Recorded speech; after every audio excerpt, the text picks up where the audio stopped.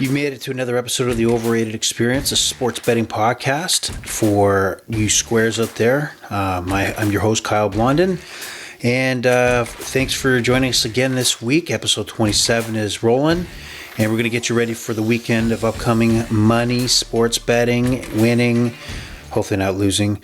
But we'll get into some sports news. We're going to get into some of the picks that we like throughout the weekend and a whole lot more. And if this is the first time you joined us, then welcome. Thanks for supporting the Overrated Experience. This is kind of like the small business of podcasting. So we're just getting started, trying to grab a few guys to keep coming in each week and listening and throwing your thoughts on Twitter, where you can catch us at Overrated EXPER2 on Twitter. So please join us there. Follow along. Add your thoughts. Send picks, thoughts, opinions of the show. Love it, hate it. I got to hear it. So what we're going to hear each week is my journey as a sports bettor, learning how to be a better sports bettor, learning about sports betting, some of the experiences that I'm going through each week as I wager just like you do and tell the stories like you do. So you're joining this podcast, but it's kind of to reflect what you go through. We're not pros here. We don't have supercomputers. Our full-time job is not sitting breaking down handicapping lines. But obviously, we wish we could do that. But this is the podcast for those who wish they have the time but don't, and don't pretend they're a professional. And love this side of the sporting world, and it's glad it's grown. But by no means we're professionals. So we're going to get into it. We're going to kick it off. And we're going to kick it off with some shout-outs across the world. So we've had some consistent listeners call from the U.S. Thanks to shout-out from Washington State and some Virginia listeners. Obviously, we have our local listeners here for Scarborough, Markham, Ontario region. And also, thanks for tuning in. We had a couple listeners coming in from Ireland last week. So international, we'd love to see you come back again. So please click and share, tell your friends, get them on board. Again, small business, grow it. Let's do it. As we get into this show, we're going to talk about a few news items that I think we got opinions on, and that's my opinions. And that's kick it off with some NFL news. Big story going on right now is what's going to go happen with Lamar Jackson. Lamar Jackson, quarterback of the Baltimore Ravens, or at least was the quarterback of the Baltimore Ravens, former NFL MVP, 26 years old. The quarterback has decided to not hire an agent. He's conducting his contract with the Ravens all by himself. However, the sticking point here is I don't think the money per se, it's the guaranteed portion of that money. And this is huge. This is a big deal because what's happening here is that Deshaun Watson, when he was traded from the Houston Texans to the Cleveland Browns, he was the only quarterback or only NFL player that got the type of guaranteed money that he received, $250 million guaranteed. It's not $250 with $200 million guaranteed. Nobody else has got that kind of contract.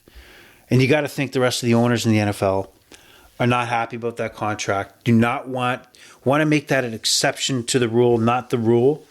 And I think there is a hard stance here that Lamar is taking that, no, I'm better than Lamar Jackson, I'm better than Deshaun Watson. If you paid him and you guarantee that amount, then guess what? I'm going to want that same amount, or if not more. And I think that is the sticking point. The Baltimore Ravens did franchise tag Lamar Jackson, which means that normally it means is that they hold on to that player for another year at the preset rate for that position. And I believe the quarterback position is like 30, 40, 50, whatever the heck it is, a lot of money, top position for franchise tagging. However, the type of franchise tag they put on Lamar Jackson was a non-inclusive franchise tag, meaning that other teams can negotiate and signed Lamar Jackson to a contract, but the Ravens have the ability to match that contract or receive 2 first-round draft picks from whatever team signs him. Now, we're talking about a 26-year-old quarterback, former MVP, game breaker, right? You might have your opinions on how good or, compared to the top echelon quarterbacks where Lamar Jackson sits in there. Well, you can't ignore the lack of depth in the NHL and how desperate many teams without these quarterbacks are to overpay, to do anything they can to get these quarterbacks. Let's use Deshaun Watson as an example.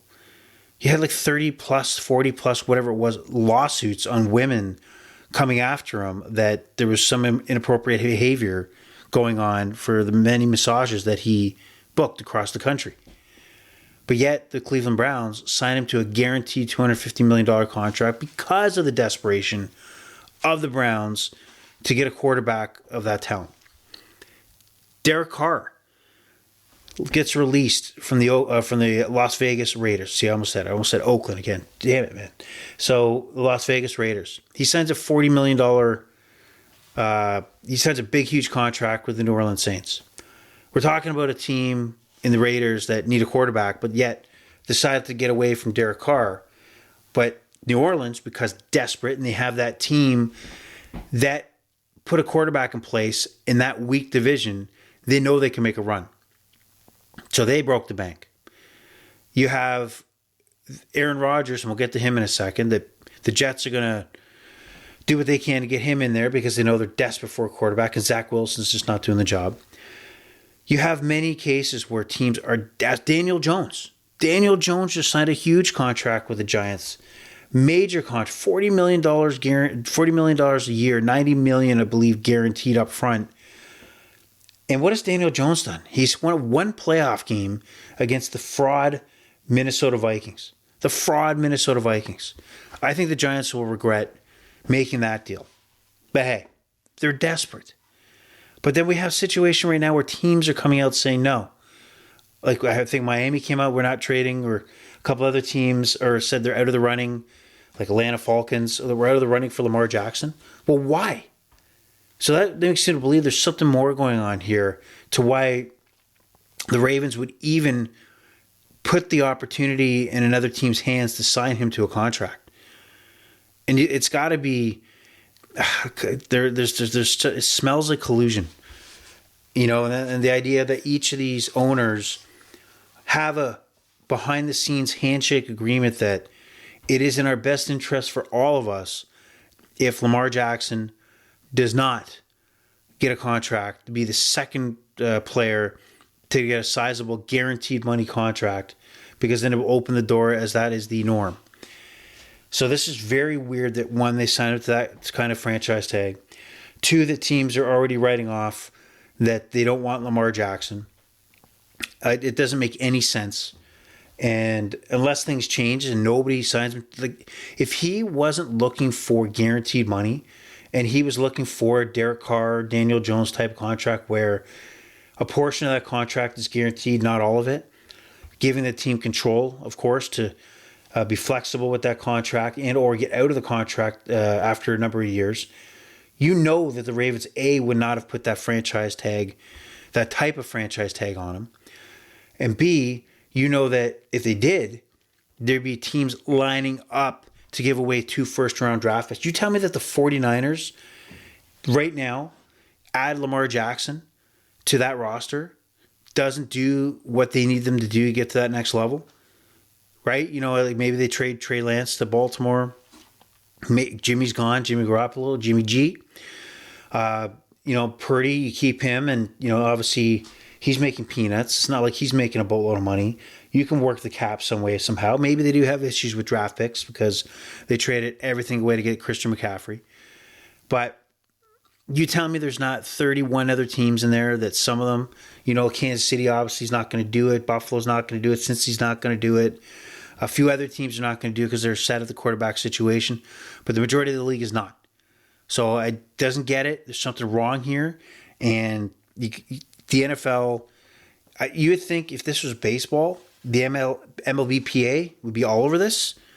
The union would be all over this. I don't hear nothing from the NFL. PA, even talking about a warning that if they get a sniff of collusion, that it's obviously a violation of their labor agreement. So we'll see what happens with Lamar Jackson, but just keep an eye on it. It's interesting. You can actually find, I don't know, I haven't found a site yet, but I know in Vegas or there's sites out there. If you look around, you can find the odds of teams that may wind up with Lamar Jackson. Funny enough, my understanding is that the Detroit Lions are the team that are most likely, I guess the odds-on favorite, if Lamar Jackson was going to leave Baltimore to head to Detroit, despite already having Jared Goff coming off a great season.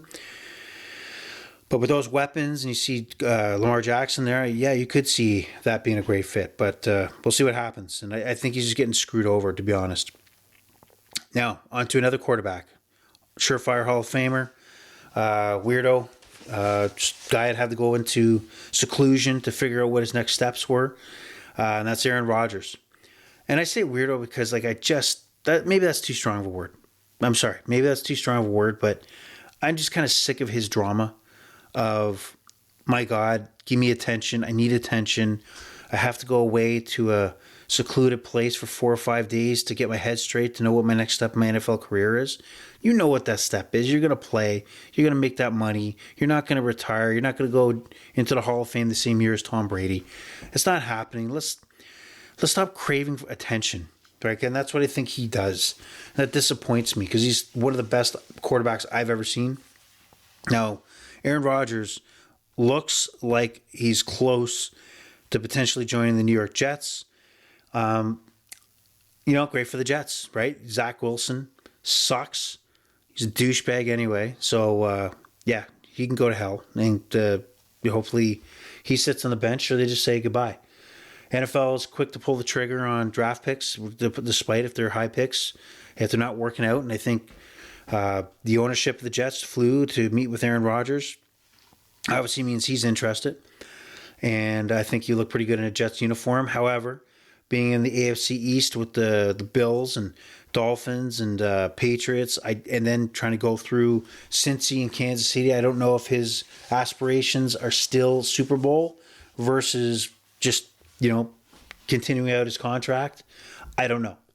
Because he would be better off going to Carolina or somewhere in the NFC where maybe there's a chance to get back to the Super Bowl. Because I don't know if being with the Jets and going through those teams is going to be that successful. So we'll see what happens there. But anybody who says, I'm listening to TSN radio this morning, anybody talking about Aaron Rodgers' season last season, that, oh my God, why would anybody want him? You're so very short-sighted, and it's pathetic that anybody would think that. How could Aaron Rodgers not, even at a limited, or not saying limited, maybe a decreased in talent, Aaron Rodgers not bring value to the New York Jets? There is absolutely no way that they're not a better team without Aaron Rodgers. It's just stupid comments like that irritate me. And the bigger picture, Aaron Rodgers didn't have the greatest season last year, but there were games where, he made some big plays. And he's definitely going to give you more than Zach Wilson. So just the dumb comments, whether it be the morning show on TSN or other outlets that think that this doesn't make sense for the New York Jets. It's a no-brainer for the Jets. And, even if it fails, they have to make a change. They have to try. And I can see him in a Jets uniform, or maybe he's asking for leverage, to get something out of this, by kind of talking to the Jets, and maybe another team will swoop in. We don't know. But that's the Aaron Rodgers story. But also, something to keep in mind as well is that it seems like there's a couple of reports out there that the Rams are ready to move on from Matthew Stafford, and they're ready to move him on. That'd be interesting. He had obviously a short season last year with injury issues, and the Rams, I don't know what kind of shape they'll be in when they come back next year. So we'll see what happens. But that was a new twist in the quarterback carousel in the NFL. Other news around other sports, NBA, Kevin Durant making his home debut. Well, not making his home debut. If you've seen the footage during warm-ups, layup drills, he twisted his ankle. And it looks like he's actually going to be out 3 to 4 weeks, which lines up right, kind of in the midst of the start of the playoffs. So if you have those future bets, you got to look at it this way. Do you cash out now? Do you take the Phoenix Suns I don't know if I didn't check recently. I didn't check today if the future to win the NBA championship for the Suns odds went up, that maybe you take a chance of taking the Suns now while Kevin Durant returns in the playoffs. But it's just an interesting impact to the betting scene in the NBA and the Western Conference, which is already loaded going into the playoffs. Big story, though. The biggest story in the NBA is this week is Ja Morant, superstar, Memphis Grizzlies, currently away from the team. Reasons being that he had a post on his Instagram last week or last few days, whatever it was, showing him with a gun, live streaming on Instagram. So that's obviously a no-no. That's not a good sign for the Grizzlies. Now, a lot of people have opinions and they have a lot of judgment. He's a 23-year-old kid. I don't know what the story is. I don't know if it's more of a cry for help or it's just a bad judgment, error in judgment. I have no idea. I'm not walking in his shoes, so what do I know? But what I do know is that, the reality is that a 23-year-old, I said boy, but he's, considered in the eyes of the law a man.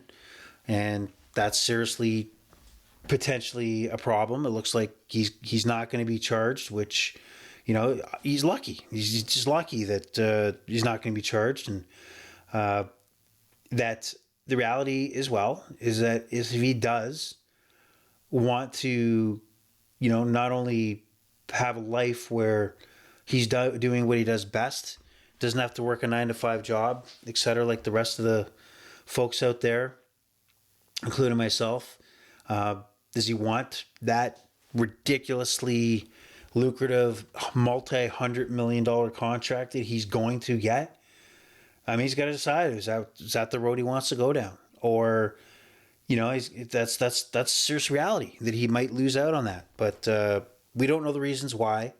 Is there more help needed for him? Is there just somebody to sit him down with a serious talk? Who knows? I don't know. But that's just the reality, is that you do have contracts at risk, life-changing money, generational money.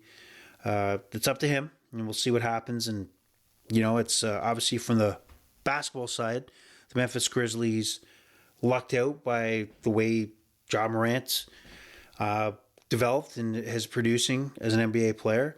And let's not, let's also be honest with ourselves. He's earned that money like everybody else. He's that good. It's not like he's getting a charity payment, but he may lose it. But let's not kid ourselves. He is that good, and he's earning that money. So we'll see how the story plays out, because the Memphis Grizzlies probably are limited, very limited, going into the playoffs if Ja Morant is not a main focal point of their offense. All right, so also, other news for you wrestling fans out there. The WWE, I had to look twice at the story, but apparently they are working with state officials in Michigan and Colorado to actually have their matches, or at least the high-profile matches, become a mainstay on the betting side of things. Now, keep in mind, there is, I believe, limited betting at certain books during like Royal Rumble or WrestleMania time that are very small wagers. And the way they're positioning this is that the WWE in these states would be considered, or the betting would be almost like Oscar betting, where there's already predetermined results that you can bet on. But I guess they're talking about not sharing the outcomes of who's going over, meaning who's going to win, with even the wrestlers until, I guess, the last minute, which I don't know how they would make work. But I'd be interested to see if they make this happen. Think about those conversations with the degenerate gambler out there. And you got to know there's probably limits on how much you could actually place on, these matches. But when you talk to, and I do this too, you talk about your bad beats and you kind of forget about the breaks that fell your way. Can you imagine some of the conversations about somebody who maybe doesn't understand how wrestling works, talking about their bad beats, like, oh man, they were so close. I don't know why Roman Reigns did not pin Sami Zayn. He just looked at the crowd and was flexing, blah blah blah. Or, man, if that steel chair didn't get involved, or that referee stayed down way too long. They counted 3 and blah blah blah. Like, some moron out there is going to take it seriously and really think that part of the show is something that happens in sports, where you kind of have a low percentage thing happen, or fumble, or things like that. It's just like, like outside interference and the referee not looking, somebody considering that a bad beat. That'd be funny. But or actually just watching somebody who is affected and has money on it and see how they react to those wrestling scenarios. Well, we'll see what happens there. But transitioning into what to look out for this weekend before we get into the picks to the regular sports we look at is WBC, World Baseball Classic, is the international tournament happening every few years for not just Major League Baseball, but baseball around the world. 20 teams, 4 different pools. Tournament has started already, and it started with those teams that are playing in overseas games, like U.S. and Canada, do not start till Sunday. So if you like your baseball action, there is a ton of baseball at many different times of the day. So if you like waking up at 5 a.m. tomorrow, there's a game tomorrow, but it also ranges from 5 a.m. and 6 a.m., then all the way to 10 p.m. and 11 p.m. tomorrow. So there's quite a gap, but you can start off early and end it off with some WBC action. Saturday has 8 games to bet on, starting at 5 a.m., going all the way to 11 p.m. So a lot of action there to look at for you degenerates. Sunday also has a large amount of games going on, but this is where you have a chance to bet on Canada versus Great Britain, and also U.S. takes on Mexico at 10 p.m. So, again, a lot of betting action, a lot of coverage. Check on Twitter, some insight, some interesting bets, like China and their game against Japan. I think we're plus money to just score a run, and they did pull out a run. So it's not just about who wins or loses. There's probably opportunity there that we're not seeing. You got to do a little digging. And I have not done that, so I don't have any picks for you, to be honest. Big weekend, NCAA basketball. Obviously, Sunday is Selection Sunday, where March Madness week begins next week, and the bracket gets put together Sunday. But this weekend, the majority of the conferences, they're having their ended season tournaments. So like the ACC, the Big Ten, SEC, all those tournaments that are happening. So if you like wall-to-wall basketball, starting tomorrow at 12 noon, Rutgers and Purdue. Purdue being a 5.5 point favorite, over under 127.5. You can kick off your weekend 12 p.m. tomorrow. College basketball, it's going all night Friday, Saturday, Sunday. Great indicator to kind of see who's hot, what teams are making runs when you fill out your bracket. So there's a lot. If you're a basketball fan, even if you're not, there's a lot of action there. Take a look at it. Go to covers.com. There's probably a lot of breakdown there as well, what you could look for this weekend. And also just for those out there that have filled out a bracket before, if you don't have a group of people that have filled out a bracket, you can find stuff on Yahoo Sports. There's always an opportunity to fill out a bracket. And every year that I've had to try to, put a bracket together, a couple dollars here or there just for people to fill it out, it drives me nuts when people are just so hesitant just to participate. Well, I know nothing about basketball.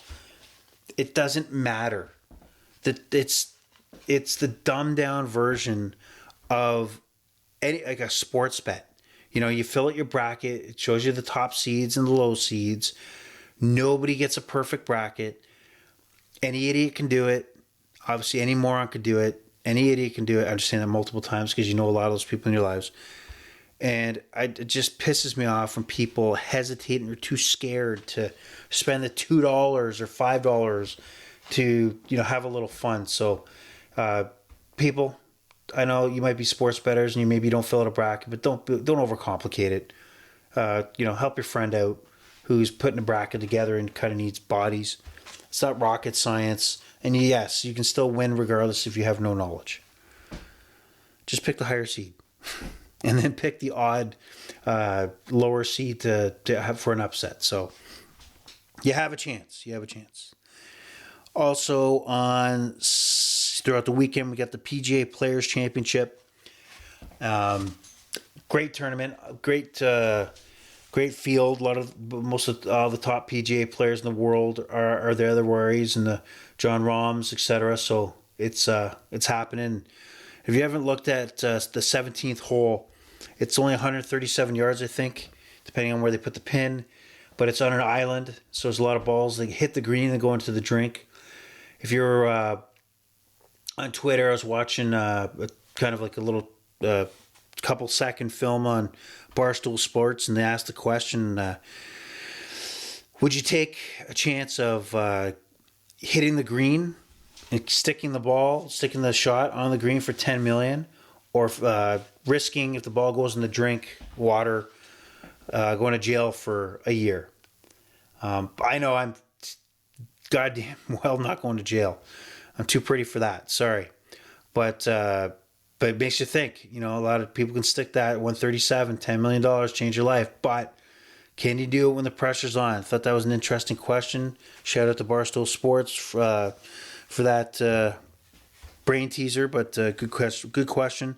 I'm going to say no. I'm going to say no prison for this guy. I'll stay out of it. UFC Fight Night. Just freebie this weekend, so take a look for you MMA fans. A lot to bet on there. UFC pay-per-view, Edwards, Usman next week. Now, last week, I said on this podcast that I liked Cyril Gane to upset. There was good value there to upset John Bones Jones.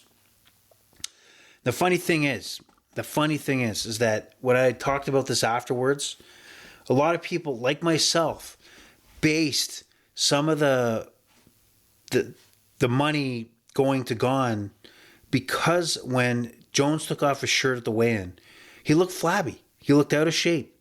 He looked like he could not hang for the full fight, into the championship rounds. I'm not kidding. He did not look anything like Cyril Gane. And you thought after a 3-year layoff that, oh man, he's going to get rocked. He's not the John Jones of before. This fight doesn't last more than 2.5 minutes. He chokes him out, taps him out. So, John Jones, congratulations, man. You're the man. You're the GOAT. Just fantastic, man. Like he dominated. I mean, I felt that maybe Gane was too much in awe that he was facing a legend, way too respectful. It didn't seem like he had wanted to really had a killer instinct out there. I don't know if he was psyched out. I don't think he thought. It looked like when he got in the octagon that there was too much respect, and man, he kept backing up right from the get-go, and Jones just finished him off. Man, he's just a better fighter.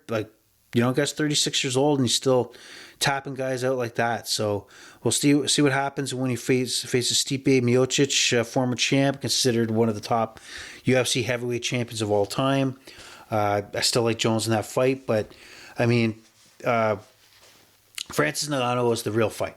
Francis, the champion who left, vacated the belt. Doesn't look like he's coming back. I guess you never say never, but that's the fight everybody wants. But probably not going to happen. But that's something that that's a stadium fight. That's the be all end all fight. Also, just for you Oscar fans out there, the Oscars are this Sunday. You can bet on the Oscars, kind of like we talked about the WWE. If you like to do that, doesn't look like there's much competition in the favorite or best picture category. The movie Everything Everywhere All at Once is a -700 to win, and the next film is The Banshee of Inisherin, which is plus 1100. So I don't know if you want to lay 700 to win 100, but I mean you could. But Brendan Fraser for The Whale is the favorite to win Best Actor, followed by Austin Butler, who played Elvis. Best Actress, this is a little... No, it's actually not as tight as I thought. So Michelle Yeoh, Everything, All at Once is minus 180. Kate Blanchett for Tar is plus 125. And yeah, so Everything, Everywhere, All at Once is dominating a lot of these categories. We'll see how it works out for you Oscar fans. Right now, honestly, the Oscars have lost it for me. Enjoyed it. Probably pre-pandemic, but most of these films, I couldn't even tell you what the hell Everything and Everyone, blah, blah, blah, is, to be honest. I couldn't... I have not seen this movie, so maybe you have, and you can let us know on Twitter at Overrated EXPER2 of how you thought and if you're going to put your money on it. Because I ain't doing that. But what I'm going to put my money on is some of the action this weekend in the NHL, NBA, and soccer. NHL action, not much going on Friday, but some value that I'd suggest you take a look at. And that is the Anaheim Ducks do visit the Calgary Flames tomorrow. And the Ducks are crap. They are crap. But Calgary is struggling to score goals. This reminds me of a month back where the Washington Capitals were also in a situation where the Ducks visited and struggled to score goals. The Ducks won that game. And I said to myself, I'm not going to let this happen again. If you find a team like that, and Calgary's that team who's struggling. Calgary's a minus 365 favorite to win this game. Now, I'm tempted to touch them at 285. But really the play here, and the play I will promote as a value play, and I would lean toward, is the Ducks at plus 1.5. And that is they're at a plus 122. Calgary could win this game, but they're not scoring goals, so they may win 2-1. They might be 2-2 in overtime. Ducks, are up and down, and wouldn't be shocked if they win this game. But Ducks plus 1.5, 1.5, and plus 122. I say that's a great play. Now going into Saturday with the lines not being up, just some games to look at. We have New Jersey, Montreal. If it's at a 6.5, hit the over. Montreal's been scoring. New Jersey's a team that scores. Didn't score tonight. Won in overtime, 3-2 against Washington. But I think Montreal is playing at a decent level. At least they're going down swinging if they lose. So I like that as an over. Toronto, Edmonton. Edmonton just beat Boston late tonight. They traveled to Toronto. I do see Edmonton maybe being a slight dog in this one, but I do like Edmonton on this one. They play Toronto well. They rolled them in Edmonton earlier this week or last week. So look forward to the Edmonton Oilers potentially doing it again Saturday night in Toronto. And really not much else to talk about what's going on in the NHL. Not much there, just playoff run, playoff rush, but I'm going to shift it over to the National Basketball Association, the NBA, which there's a lot going on with their playoff structure and the play-in round. It is there's a lot to think about where teams are motivated. So just a couple of games. Brooklyn, who's sitting in a good spot in a playoff position. They've been playing pretty well, even though after their trades they made to get rid of Durant and Kyrie, they're looking pretty damn good. However, they're coming off a loss tonight to Milwaukee, on the road tomorrow into Minnesota. I like Minnesota at 5.5. I just, Brooklyn's a decent team. They're playing better. They're in the 6th spot in the East. They're 2.5 games up on the Miami Heat. So I will take Minnesota on the back-to-back quite easily. All right, so also on Friday night, what else do we like here? We like I said, Minnesota, but big game between Cleveland Cavaliers taking on the Miami Heat. This is the second game that Cleveland will be in Miami. They play in one of those back-to-back on the road games. Cleveland did win the first one. Miami is the dog in this game, plus 102 money line. Now, where the playoff picture's set up right now coming into this game, not to say it was any different when they played the first time, but Cleveland is sitting comfortably fourth in the Eastern Conference with 14 games to go. So they got a little bit of a cushion with the Knicks. I don't think they expect to chase the Sixers down for third spot. But you have the Miami Heat. Miami Heat are outside of the top six. They're in the seventh position, and they're potentially could be caught by Atlanta to lose that home court advantage in that play-in first round to claim the seventh seed. I think Miami has a little more desperation in this game. I think, the Jimmy Butlers of the world and the rest of the team is going to step up here. So I like the Miami Heat to squeeze this one out. Think about Cleveland going in. Are they really going to sweep Miami on the road? It could happen, but I think they're, one more night in Miami partying it up, that maybe they're just looking to come home. And I like the Heat at valued number of plus 102. Going out west, going out to the Lakers. My boys, the Toronto Raptors, take on the Los Angeles Lakers. Freddie Van Vliet today just got fined $30,000 for his commentary. And really commentary, F-bombs directed towards one particular NBA official that he was not happy with against the Clippers last night. And he got fined $30K. I'm hoping the Raptors cover that $30K because the way he was talking, and it was kind of motivating, right? It was kind of like, look, refs, get your act together, stop screwing around, you F-bomb this, F-bomb that, and kind of like what you expect one of the leaders of the team, guy with a ring, really the face of the franchise right now. So I'm hoping the Raptors take care of that $30K for him because he picked this spot, loved it, and I'm sure the guys in the room loved it too. So Raptors, Lakers a 1 point favorite. This one's at over under 224.5. I was kind of going back and forth. Do I take a side on this one? I'm gonna favor going over with the points. The 224.5 minus 110.